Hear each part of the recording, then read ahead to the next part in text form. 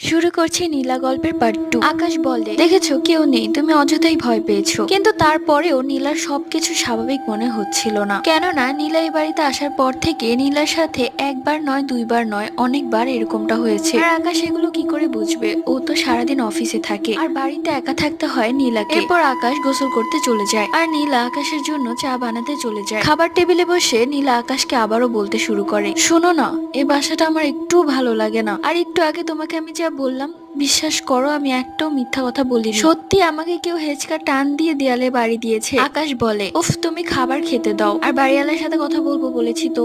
আকাশ নীলার কোনো কথাই বিশ্বাস করে না, ভাবে নীলা সারাদিন একা থাকে তাই একটু ভয় পাচ্ছে। এরপর তারা ঘুমাতে চলে যায়। আকাশ ও নীলা একেবারে ঘুমিয়ে গেছে। নীলা গভীর ঘুমে মগ্ন। ঠিক অমনি নীলার কপালে দু ফোঁটা পানি পড়ে দেয়াল থেকে, আর অমনি নীলার ঘুম ভেঙে যায়। নীলা কপালে হাত দিয়ে দেখে তার কপালটা ভেজা। এরপর নীলা কপাল